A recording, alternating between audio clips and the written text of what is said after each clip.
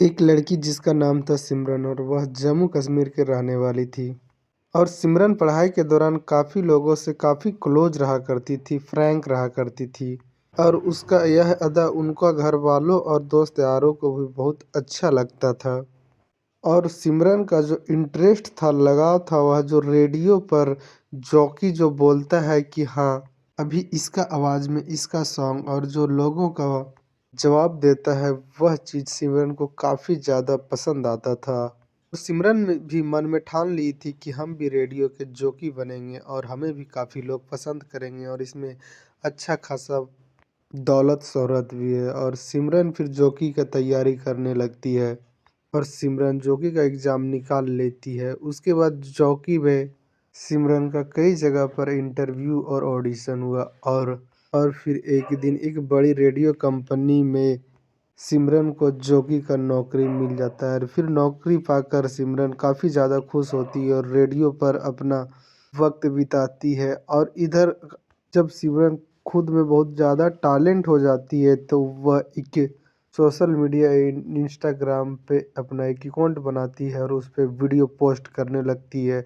कुछ दिन बीतने के बाद सिमरन का करीबन 400 से 500 वीडियो पोस्ट होता है और उसमें जो फ्लोर होता है वह 7 लाख चला जाता है, जो कि बहुत ज़्यादा था। इनकम का स्रोत इस कदर सिमरन का बन जाता है कि सिमरन कम उम्र में होते हुए, सिमरन का उम्र 24-25 साल होता है और वह कम उम्र में होते हुए वो चीज़ हासिल कर लेती है जो लोगों को हासिल करने में ज़िंदगी ख़त्म हो जाता है पर हासिल नहीं हो पाता है। लेकिन सिमरन सोशल मीडिया के इस कदर दीवानी हो जाती है कि वह सिमरन के नाम के आगे आरजे सिमरन लगाती है और अपना एक सोशल मीडिया पर चलाने लगती है और हर रोज़ एक वीडियो पोस्ट करती है और लाखों में व्यूज जाते और महीना में कई लाख का अर्न करने लगी थी सिमरन।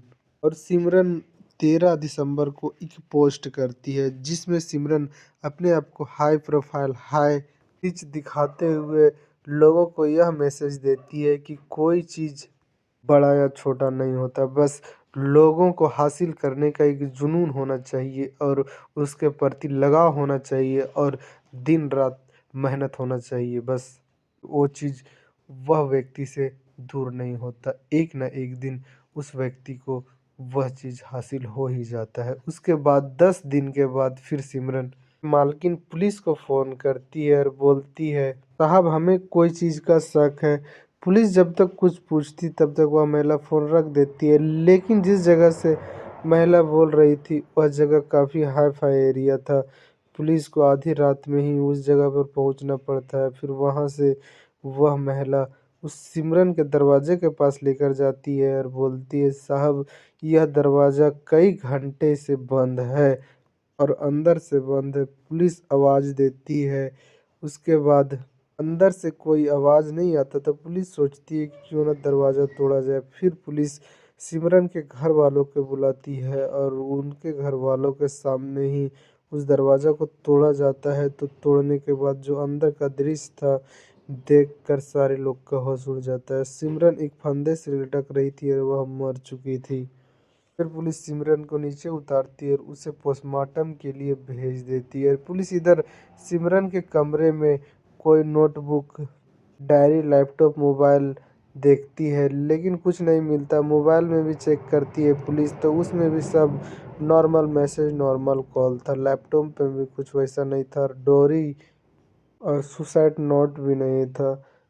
इधर पोस्टमार्टम रिपोर्ट में भी आता है कि जो सिमरन है वह अपने आप को खुद से ही फंदा लगाई है। उसमें कोई ज़ोर ज़बरदस्ती सिमरन के साथ कोई तरह का कुछ भी नहीं हुआ है। और पुलिस जब आई थी तो सिमरन का कमरा अंदर से बंद था तो पुलिस को भी किसी के ऊपर शक नहीं हो रहा था।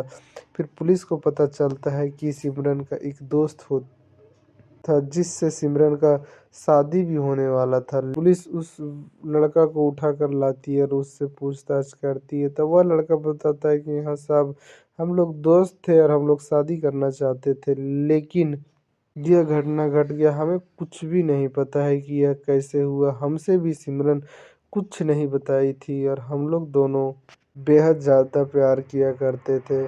सिमरन को भी बहुत आगे जाना था। सिमरन का कुछ और ही ख्वाहिश था, लेकिन क्या कारण रहा जो सिमरन खुद को ख़त्म कर ली। खैर अभी पुलिस छानबीन कर ही रही है, लेकिन अभी तक उसके मरने और अपने आप को मारने का कुछ कारण सामने नहीं आया है। जब सामने आएगा तो आप लोग के पास इसका अपडेट पहुंच जाएगा।